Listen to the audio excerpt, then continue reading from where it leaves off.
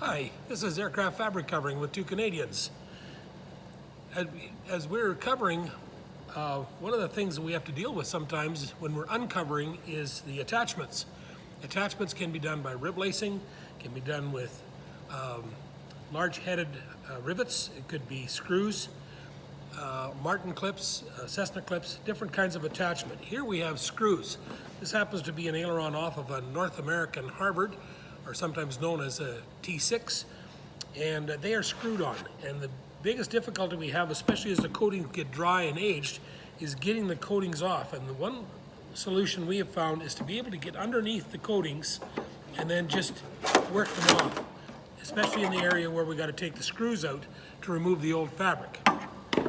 So one thing I like to do is just cut through it. And it is tough. It's old fabric and it is very tough.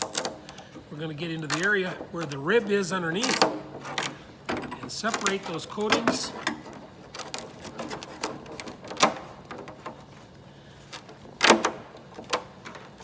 It's a very tedious process. Can take a lot of time. So fabric covering, oftentimes people don't take into consideration the preparation time that it might take to get the attachments off. We'll be putting these screws back on, or in some cases where they're rusted or stripped, we'll be putting new screws in.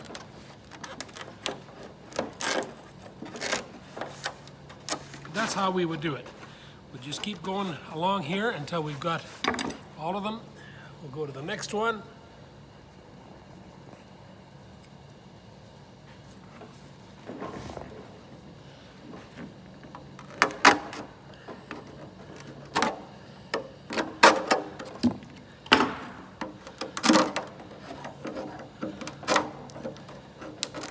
Get under the coatings, peel the coatings away from the rib line where there could be rivets or screws.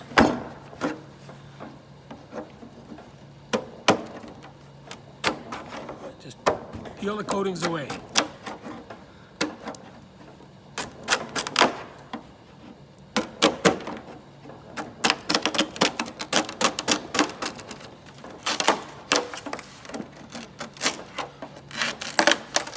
It appears like this one has been covered many years ago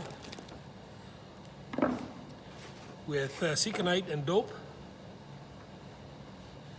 and you can see it actually used cotton reinforcing tapes on top of the dope on Seconite fabric.